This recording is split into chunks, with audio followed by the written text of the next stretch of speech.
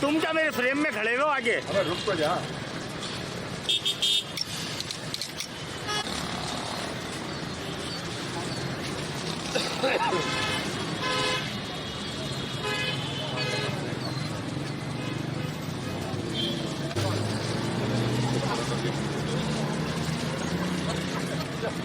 पकड़े जाने का कारण तस्वीर इसको तो बांधिए, ये कार इसकी लूज है, इसको थोड़ी है किसी गाड़ी में देख रहे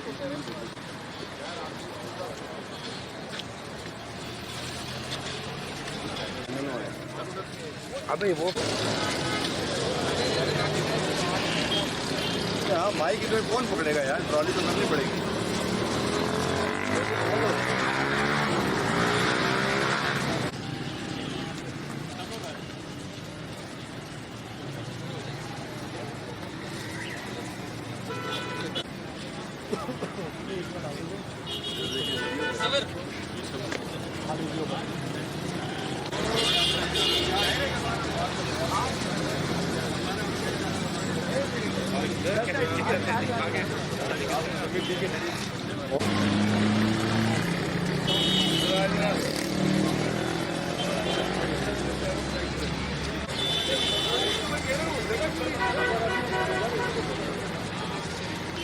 आवाज नहीं निकलेगी।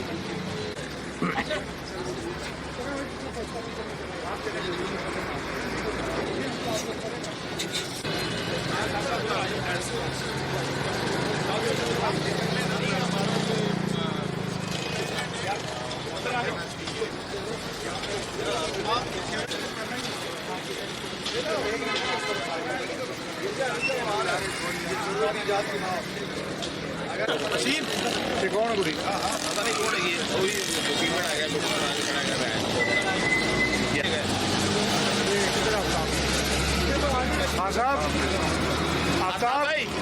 भाई इधर आ जाओ।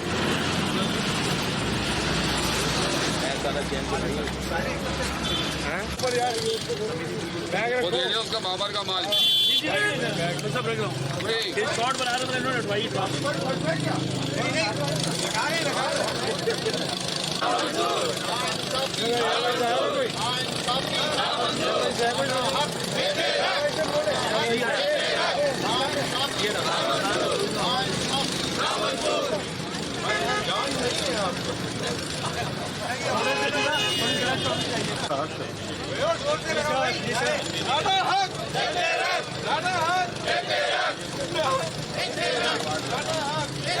हमारे बंदे।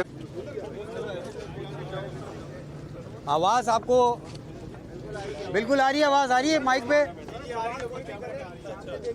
बिल्कुल सामने देख के करेंगे। बिल्कुल बिल्कुल। बिस्मिल्लाहिर्रहमानिर्रहीम। रब्बिश रह ली सदरी व यस्सिर ली अमरी वहलुल उक़दतम मिन लिसानी यफ़क़हू क़ौली। सबसे पहले तो मैं तमाम हमारे मीडिया के साथियों दोस्तों का शुक्रगुज़ार हूँ कि वो इतनी बुरी जगह पे मैंने बुलाया फिर भी वो आ गए। आई एम रियली सॉरी कि आपके लिए बड़ा इनकम्फर्ट रहा। यहाँ पे रोड पे खड़े होकर हम ये मुज़ाहिरा कर रहे हैं, उसके लिए सबसे पहले तो मैं माज़रत ख्वाह आपका कि आपको मैंने बुलाया और फिर भी आप आ गए अपना टाइम निकाल के। और मैं साथ साथ शुक्रगुज़ार हूँ उन तमाम ऑफिसर्स का, बड़े सीनियर ऑफिसर्स हैं हमारे अदर ट्रेड्स के, HR, फाइनेंस, इंजीनियरिंग सर्विसेज, कि वो सब इस मुज़ाहरे में शरीक हुए। अच्छा, इनका शरीक होना इसलिए भी बनता है कि पिछले 3 साल से इनकी प्रमोशन नहीं हुई, तो हमने सोचा कि हम ये एक अपनी आवाज़ थ्रू मीडिया, क्योंकि इस टाइम पाकिस्तान में सबसे अहम तरीन पिलर ऑफ द कंट्री वो जो है ना मीडिया है। आसिफ भाई जी, आपने सेंटर वाला समझ और बाइक है। अच्छा, समा वाले को देख लेते हैं। तो आपकी एक इम्पोर्टेंस मौजूद है, जिस वजह से हमने चाहा कि हम अपनी आवाज़ को थ्रू मीडिया रेस करें। ये तो प्राइमरी मौक़िफ़ था आज यहाँ जमा होने का, आपको बुलाने का। अब मेन प्रॉब्लम हमारी क्या है कि पिछले 3 साल से हमारे यहाँ जनवरी 2021 से लेके आज तक हमारे यहाँ डीपीसी डिपार्टमेंटल प्रमोशन जो बोर्ड होता है वो for the EG 6 and above नहीं हुआ। EG 7 जो कि बड़ी इम्पोर्टेंट पोजीशन होती है इदारे के अंदर, एक ब्रांच को लीड करता है। पहले उसको हम जनरल मैनेजर कहते थे, नया नॉमनक्लेचर उसका एडिशनल डायरेक्टर आ गया है। अब इस वक्त इदारे में बेतहाशा ऑफिसर इस EG 7 की पोजीशन पे एक्टिंग चार्ज पे काम कर रहे हैं, क्योंकि प्रमोशन ना होने की वजह से जो लोग हैं वो रिटायर हो के जा रहे हैं। प्रमोशन बोर्ड कॉल नहीं हो पा रहा। मैनेजमेंट को हमने बेतहाशा खतूत इस बारे में लिखे कि आप डीपीसी कंडक्ट करें लोगों की। मैनेजमेंट के पास एक ही बहाना होता है कि एक वो कोर्ट केस किसी ने स्टे लिया हुआ है। अगर कोई एक शख्स अपने ज़ाती किसी मफाद की खातिर कोई स्टे लेके आया है और 3 साल तक उस फैसला नहीं हो पाता, तो यहाँ पे सवालिया निशान खड़ा होता है हमारी अदालतों पे, हमारे निज़ाम इंसाफ पे और हमारे इदारों के स्ट्रक्चर पे भी। यही वजह है कि हमारे बेतहाशा साथी जो कि बहुत डिज़र्विंग ऑफिसर थे, लेकिन लास्ट हमारे additional director ATS Naveed Khan साहब बहुत डिज़र्विंग, बहुत अपराइट अफसर, लेकिन डीपीसी ना होने की वजह से बेचारे वो एक्टिंग चार्ज पे काम करते करते ही रिटायर होकर चले गए। CO लाहौर ज़ुबैर खान साहब वो भी रिटायर हो गए। इतने सारे लोग, मतलब मैं नाम गिनाना शुरू करूं तो नाम की गिनती ख़त्म हो जाएगी। इतने लोग हैं जो पिछले 3 साल में प्रमोशन ना होने की वजह से रिटायर होकर घर चले गए। अभी इस वक्त मौजूदा, अगर मैं ऑपरेशन डायरेक्टरेट को रिप्रेजेंट करता हूँ यहाँ पे air traffic controllers guild association का, मैं प्रेसिडेंट हूँ, नाम है मेरा आसिफ रसूल। हमारे यहाँ 22 एडिशनल डायरेक्टर की पोजीशन में से 20 खाली हैं। CO Peshawar acting charge, CO Multan acting charge, CO Islamabad acting charge, CO Lahore acting charge, CO Quetta, मतलब additional director ATS acting charge, additional director ATM acting charge. HR में 5 GM में से 3 एक्टिंग चार्ज पे काम कर रहे हैं। अभी हमारे हसन मंसूर साहब आए, ये भी बेचारे 2 साल से सिर्फ DPC ना होने की वजह से लोग उन पोजीशन पे काम कर रहे हैं लेकिन प्रमोट नहीं हो पा रहे। उसकी वजह कौन है? उसकी वजह वो जब मैनेजमेंट को हम करस्पॉन्ड करते हैं, मैनेजमेंट का कहना ये है कि कोर्ट में केस लगा हुआ है। अब वो कोर्ट में केस जिन साहब ने लगाया हुआ, उनको बोलते हैं भाई ये क्या कर रहे हो, वापस ले लो, कुछ कर लो। अब वो एक उनका केस था, उनकी पिटीशन थी, SCA थी, 2022 में उसका फैसला महफूज हो गया। जून 2022 से लेके फैसला महफूज है उस फैसले उस केस का। आज दिसंबर 2023 ख़त्म होने वाला है। 1.5 साल गुजर गया, फैसला महफूज है। और अभी हमारे सामने वैसे बड़ी मशहूर सेइंग है कि delayed justice is denial of the justice. इंसाफ के अंदर अगर आपने देर करना है ना, तो उसका मतलब ये कि आपने इंसाफ ही नहीं किया। तो हमारे साथ ये इंतहाई इनजस्टिस हो रहा है, जिसकी हम बिल्कुल, जिस पे हम पुरजोर एहतजाज करते हैं। मेरे अपने तमाम ऑफिसर्स मुझे सपोर्ट करने के लिए यहाँ मौजूद हैं, और इन सब की सपोर्ट के लिए मैं खड़ा हूँ आपके सामने कि हम यहाँ पे आवाज़ उठाने आए। हमारा कोई स्पेशल एजेंडा नहीं है। We are not against the DGCA, we are not against the organisation, we are not against the judiciary, but ये पूरा सिस्टम कुछ इस तरीके से हो गया कि जिसकी वजह से ये निज़ाम थोड़ा सा जो है ना फ्रोजन सा होता जा रहा है।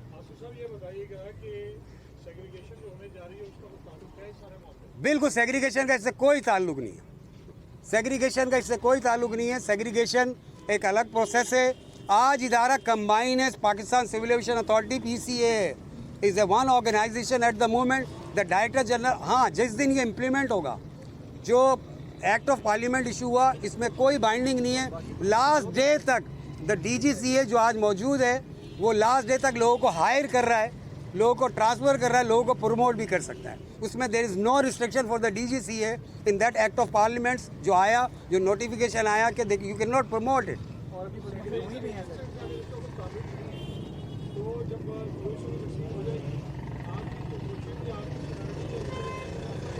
कोई भी नहीं पड़ेगा, मैं नहीं समझता हूँ। सेग्रीगेशन होने से हो क्या रहा है?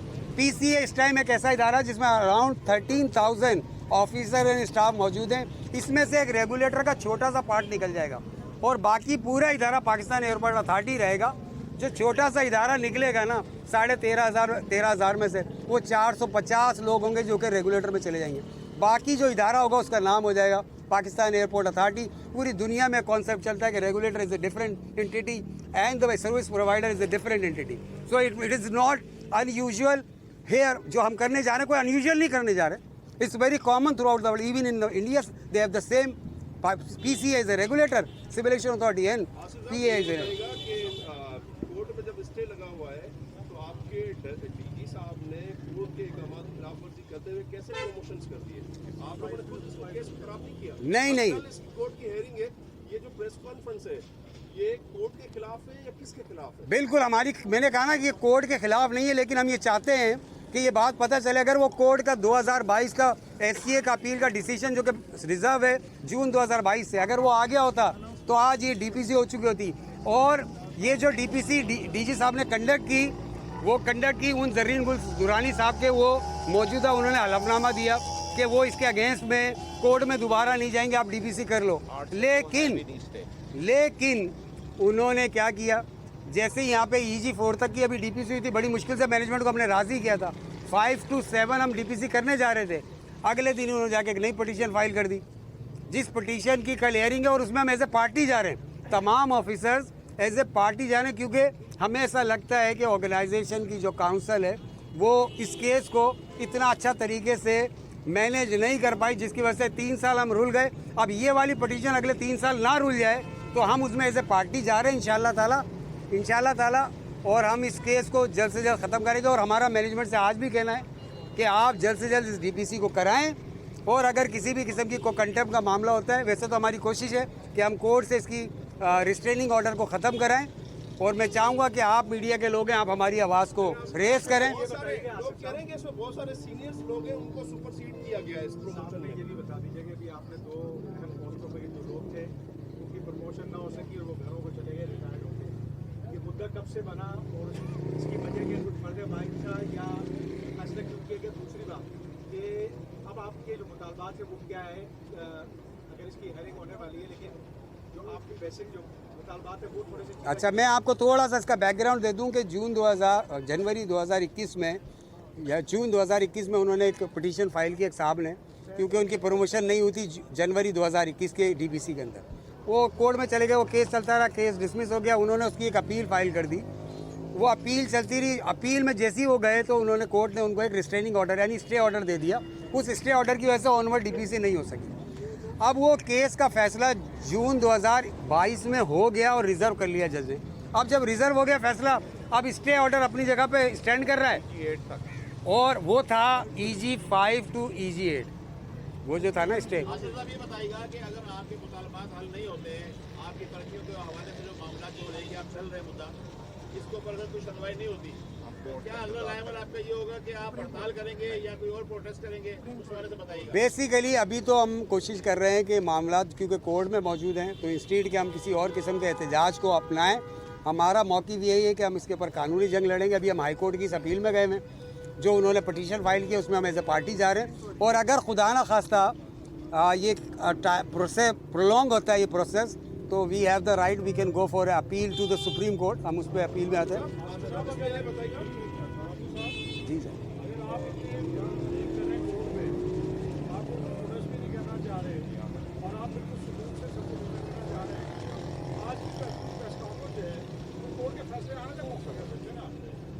नहीं, हम चाहते हैं कि कोर्ट के फैसले तक ये लोगों को पता चले, जज साहब को पता जाए कि उनके उस फैसले के रिजर्व करने की वजह से कितना बड़ा इस ऑर्गेनाइजेशन में कितना ज़्यादा वैक्यूम क्रिएट हो चुका है। प्रेशराइज नहीं कर रहे, हम उन तक अपनी आवाज़ पहुंचाना चाह रहे हैं, ताकि ज़रूरी नहीं है कि प्रेस कॉन्फ्रेंस से हम किसी को प्रेशर ही दें, एटलीस्ट हम इदराक ही पहुंचा सकते हैं, हम उनको ये बावर करा सकते हैं। आपने देखा, हमने तो देखा, बहुत सारे दोस्तों ने उनसे रब्ता भी किया जो सीनियर थे, बहुत सारे, उनको इस प्रमोशन पे सुपरसीड किया गया। इस पे आप क्या कहेंगे? एक्चुअली देखें, ये जो सिलेक्शन पोजीशंस होती है ना EG7 एंड ऑनवर्ड, पूरी दुनिया के अंदर ऐसा होता है कि is not only the seniority to be counted to be promote somebody, but all the other aspects of the personality। और ये इस बारे में सोचे, हम जन्नत में नहीं रहते। मैं ये नहीं कहूँगा कि 100% आइडियल हुआ क्राइटेरिया, लेकिन प्रमोशनल कमेटी को होना चाहिए फ्रीक्वेंटली, क्योंकि ऐसा तो नहीं है, हमारा सिस्टम जन्नत में नहीं रह रहा कि बिल्कुल इंसाफ के तकाजे पूरे होंगे, लेकिन कम से कम, और किसी ना किसी के कोई ना कोई ग्रजेस रहते हैं, लेकिन सिलेक्शन पोस्ट में जो बोर्ड बैठा है ना, is competent enough to choose the one और not to choose the one. They are competent enough. उस पर हम क्वेश्चन, एक इंडिविजुअल को एतराज़ हो सकता है, वो उस पर राइट कर सकता है, उसको फाइट कर सकता है, और हम उसकी सपोर्ट करेंगे अगर हमें ऐसा लगेगा कि उसके साथ इंजस्टिस हुआ। लेकिन ये कह देना कि अगर ये क्योंकि इंजस्टिस हुआ तो डीपीसी बंद कर दो, ना, दैट्स रॉन्ग।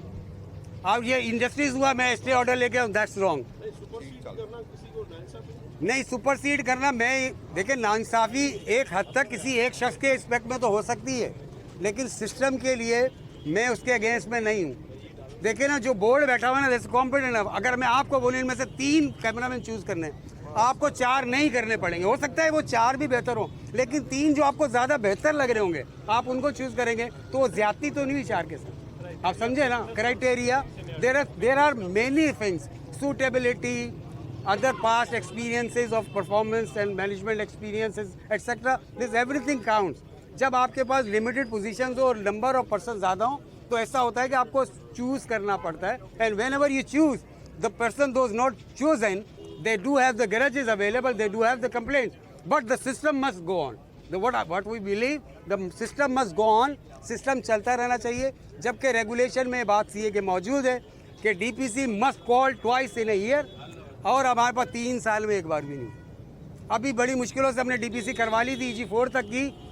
कुछ इसमें डीजी साहब की भी कुछ इंटरेस्ट था, हमारे डायरेक्टर ऑपरेशन अख्तर मिर्ज़ा साहब ने बहुत ज़्यादा एफर्ट की, हम इनको कन्वेंस करते रहे और इन्होंने जाके डीजी साहब को कन्वेंस किया, बट स्टिल 5 एंड ऑनवर्ड की हमारी डीपीसी अभी भी नहीं हो पाई, जो कि 5 to 8 जो कि हमारे लिए, और मेन ऑर्गेनाइजेशन को रन करने वाले लोग होते हैं ना, वो EG7 में बैठे होते हैं, और वही डीपीसी हम पिछले 3 साल से नहीं कर पा रहे।